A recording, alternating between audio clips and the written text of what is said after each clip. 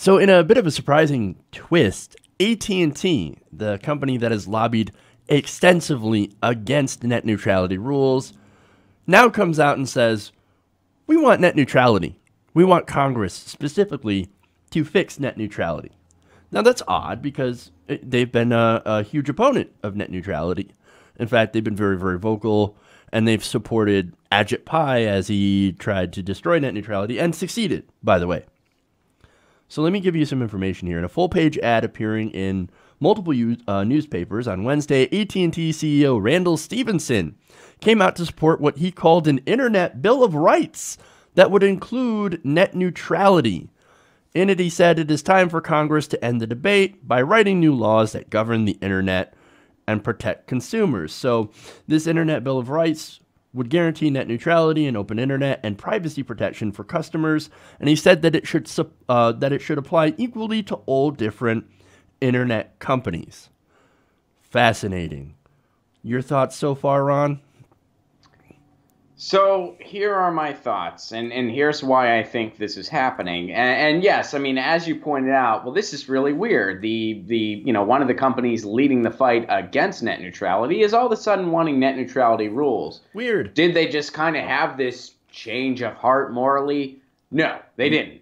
Here's what's going on. What else also happened this week? Well, the first state pushed through net neutrality laws. Montana. Who was it? It was Montana. Yeah, Montana's a nice place. I've been there, but they're usually not the state that you see as being out front leading this type of policy change. But all power to them. They did it. They got it done. I mean, New York was working on it. Here in California, we got 2 bills. We're still working on it. Montana did it first. Kudos, Montana.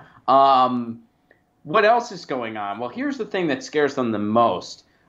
Municipal internet is being talked about nationwide now. People are looking at Chattanooga and Sandy, Oregon, and they're like, what the hell? These guys have the best internet in the country, and it's cheaper than everywhere else. Let's end this fight once and for all and get municipal internet. If I could throw a quick plug in there, Jeff, on Monday night, January 29th, I'm going to be showing up to my city council meeting in Pasadena, California, and I'm going to be starting the conversation on municipal internet, seeing how it might be possible in our community. Then afterwards, I'm doing a show at the Old Town Pub. So I'm trying to get people to come to the meeting with me and then hang out after and hear some tunes at my favorite punk bar in town. I'm going to be doing a music set for a fun night of music and community activism, and all of that is totally free because I think that's the way to really end this fight once and for all. And that's what really scares these ISPs. Mm-hmm. So I think what's going on here, Jeff, is these ISPs, they see the CRA that's still being talked about, even though that's a long haul because Donald Trump's got to sign off on it. Mm-hmm. And even though, and they see that states are successfully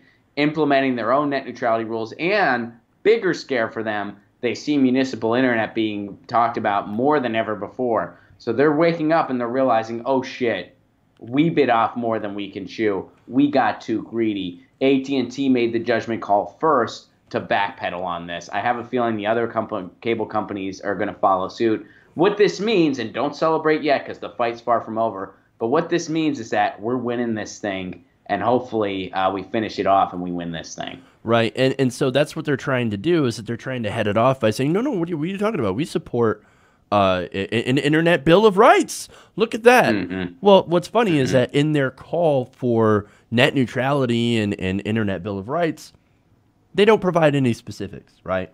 Right. For one, like, we know that they want fast lanes, right? We know that they'll basically say, okay, well, look, we're not going to block or throttle, okay? So they made the promise at least that they're not going to block, right? But fast lanes, that's what they want. Comcast has already been secretly setting up their own fast lane programs. And look, different ISPs, even while net neutrality was in effect, or I should say the lead up to the 2015 net neutrality rules, before we actually had the rules, and while it was more of like an understanding that these companies, like an unspoken understanding, right, that these companies would not violate net neutrality. They were violating net neutrality, which necessitated these rules. So they were caught throttling. There's so many different examples. I can't recall them off the top of my head of companies that were violating net neutrality in different ways, and they got caught and they got in trouble. And Yes. that led the FCC under Tom Wheeler to think maybe we should do something about net neutrality. And so maybe we should try Well, that. it led the people to want something to be done about net neutrality. Fair enough. You know? And then I mean, we pressured Tom Wheeler. That's I true. think it's important to point that out, Jeff. And I know you didn't sure. just not say that on purpose, but I do think it's important to reiterate that because people, when you have people even on the left that, say Obama gave us net neutrality, let's pat him on the back, this is all Trump's fault.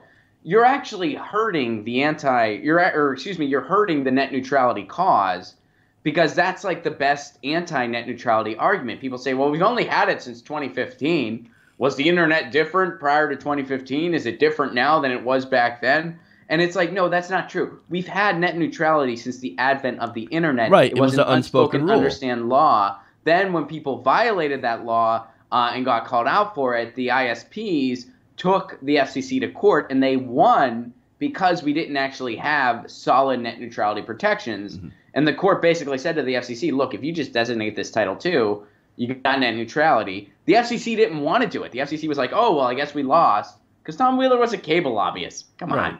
That's true. But the public crashed the FCC website, so we got net neutrality.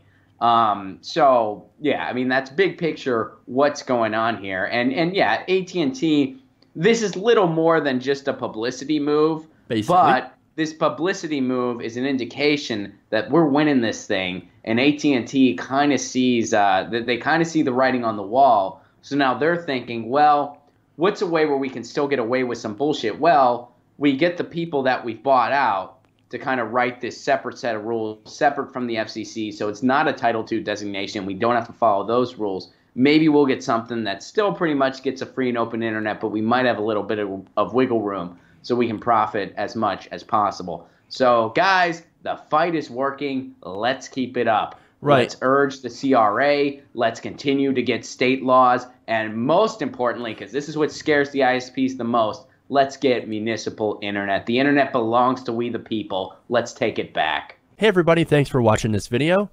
If you want to see more like this, please hit the subscribe button below. And if you want to support truly independent progressive media, please consider becoming a patron at patreon.com/TYTNation.